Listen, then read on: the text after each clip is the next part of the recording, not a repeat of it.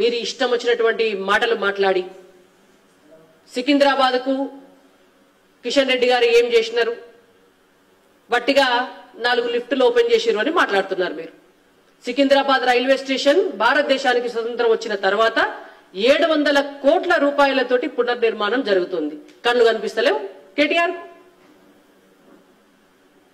ఒక్క మతి భ్రమించిందని అనుకున్నాం ఇన్ని రోజులు, ఇప్పుడు కళ్ళు కూడా కనిపిస్తలేవు. కనిపించకపోతే మరి మేము తీసుకుపోతాం. మేము తీసుకుపోయి సికింద్రాబాద్ రైల్వే స్టేషన్ చూపిస్తాం, మేము తీసుకుపోయి చెర్లపల్లి టర్మినల్ చూపిస్తాం. చెర్లపల్లి టర్మినల్ 200 కోట్ల రూపాయలతోటి అభివృద్ధి జరుగుతుంటే 100 గజాల జాగియలే. తెలంగాణ ప్రభుత్వము ఒక 100 గజాల జాగ ఇయ్యలే చెర్లపల్లి టర్మినల్ కోసం. దాని పనులు పూర్తి చేయడం కోసం కేంద్ర ప్రభుత్వం అడిగితే మీకు చేత కాదు, అభివృద్ధిలో భాగస్వామ్యం తీసుకునే చేత కాదు. పైసలు తీసుకొచ్చి మీ ప్రమేయం లేకుండా జరిగేవన్నీ కూడా తెలంగాణ రాష్ట్రంలో చేస్తే మీరేం చేసిండ్రు అని అవహేళన చేసి మాట్లాడతారు. జిహెచ్ఎంసీకి నువ్వు మున్సిపల్ మంత్రిగా ఉంటే, నువ్వు మున్సిపల్ మంత్రి అయ్యే వరకు 5,000 కోట్ల రూపాయల ఫిక్స్డ్ డిపాజిట్లుండే. 5,000 కోట్ల రూపాయల ఫిక్స్డ్ డిపాజిట్లుంటే మొత్తం జిహెచ్ఎంసీ పైసలన్నీ కూడా హామ్ బూమ్ బుష్ అంటారు చూసిరా, గట్ల మాయ చేసిరు. మాయ చేసి మింగి నీళ్ళు దాగి 10,000 కోట్ల రూపాయల అప్పు మిగిల్చిండ్రు జిహెచ్ఎంసీకి. ఎవరి పాలైనయా పైసలన్నీ? ఎవరు తీసుకుపోయినరు? వస్తాడా కేటీఆర్ బహిరంగ చర్చకి? ఎక్కడికంటే అక్కడికి రావాలా? గాంధీ దవాఖాన కాడికి వస్తే కిషన్ రెడ్డి గారు ఎన్నిసార్లు దవాఖానకు పోయినరో కరోనా సమయంలో విజిటర్స్ బుక్ లో మేము చూపిస్తాం. లేకపోతే సికింద్రాబాద్ రైల్వే స్టేషన్ కాడికి వస్తే సికింద్రాబాద్ పార్లమెంటుకు కిషన్ రెడ్డి గారు ఎన్నెన్ని పైసలు తీసుకొచ్చిండ్రో అవన్నీ కూడా చూపించి మీ కళ్ళకు కనిపించినట్టుగా చెప్తాం. లేకపోతే ఏ సెంటర్ కాడికి వస్తా అంటే ఆ సెంటర్ కాడికి వస్తే మేము ప్రూవ్ చేస్తాం.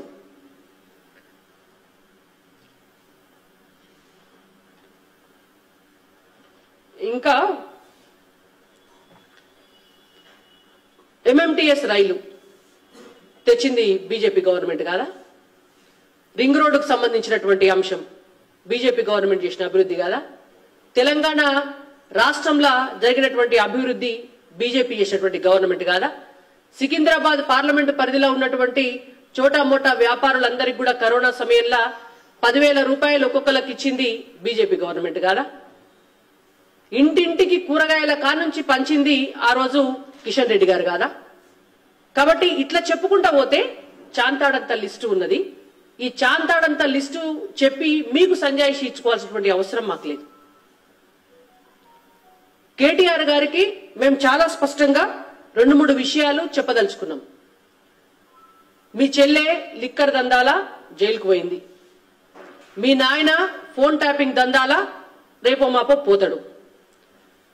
ఆయనత ఇంకో 3-4 డ్రగ్స్ దందాలో లేకపోతే భూ కబ్జా దందాలో అవి బయటకు వస్తే నువ్వు పోతావు. కాళేశ్వరం బయటకు వస్తే మీ బావ పోతాడు. ఇది గ్యారెంటీ.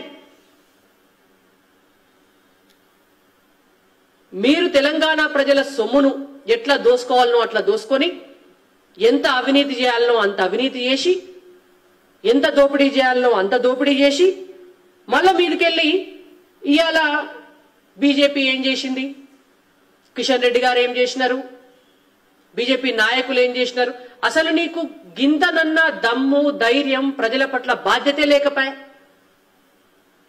ఒక్క కిషన్ రెడ్డి గారే కాదు, ఆ రోజు మా ఇతర ఎంపీలు బండి సంజయ్ గారు కరోనా కిట్టేసుకొని కరీంనగర్ దవాఖానకు బాయ్. ఇవాళ బీజేపీ నాయకురాలు అప్పుడు గవర్నర్ తమిళసై గారు ఉండే. గవర్నర్ గా ఉన్నటువంటి ఒక మహిళ కూడా కరోనా కిట్టేసుకొని వరంగల్ ఎంజీఎం కు పోయి అక్కడ డాక్టర్లకు భరోసానిచ్చి ప్రజలందరికీ కూడా మేము ఉన్నామని ధైర్యం కల్పిస్తే నువ్వు మీ నాయన ఇంట్లో వంటి మళ్ళీ ఇలా బీజేపీ గురించి ఆయన మాట్లాడుతుండ్రు. కాబట్టి కేటీఆర్ గారికి మీ నోరు అదుపులో పెట్టుకోండి, జాగ్రత్తగా మాట్లాడండి. రేపో మాపో జైలుకు పోకే ముందు కనీసం సానుభూతి వస్తుంది ప్రజల దగ్గర, అదన్న తెచ్చుకోండి. మీ ఫోన్ ట్యాపింగ్ వ్యవహారాలల్లా సినిమా సెలబ్రిటీలను మీరు వేధించిన అంశాలు, ఇంకా ఇంకా మీరు చేసినటువంటి కథలన్నీ కూడా బయటకు వస్తాయి. అవన్నీ బయటకు వచ్చినాక వరుస పెట్టి మీ చెల్లె తిహార్ జైలుకు పోతే మీరు చెర్లపల్లి జైలుకు పోవాల్సి వస్తుంది.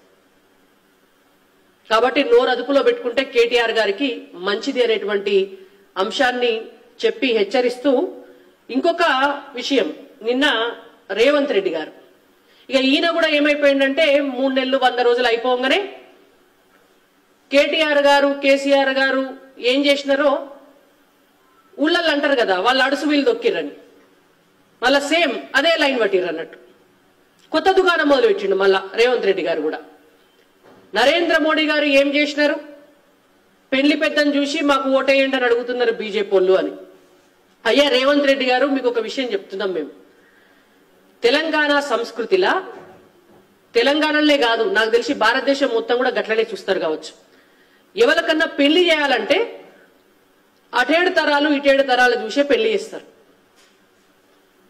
తల్లి తరపు తండ్రి తరపు వాళ్ళ పెద్దోళ్ళు ఎవరు, వాళ్ళకి దిక్కేవాళ్ళు, పైనుండోళ్ళు మంచిగా ఉంటే ఇంట్లో ఉన్నటువంటి పిల్లలందరూ కూడా మంచిగా ఉంటారు. మా పిల్లని ఇస్తే ఆ పిల్ల కూడా పోయి సుఖంగా బతుకుతుంది. ఆ పిల్లకి ఏమైనా కష్టం వస్తే ఇంటి పెద్ద చూసేటోడు మంచిగా ఉండాలి, బాధ్యతాయుతమైనటువంటి వ్యక్తి ఉండాలి అని చెప్పి అటేడు తరాలు ఇటేడు తరాలు చూసే పెళ్లి చేస్తారు. బట్టి పెళ్లి పిల్లగాన్ని చూసి పెళ్లి చేయరు. అది మీరు మొదలు తెలుసుకోవాలి. కాబట్టి ఇవాళ మేము బాగా చెప్తా అడుగుతున్నాం, మా నరేంద్ర మోడీ గారిని చూసే ఓటేయమని అడుగుతున్నాం.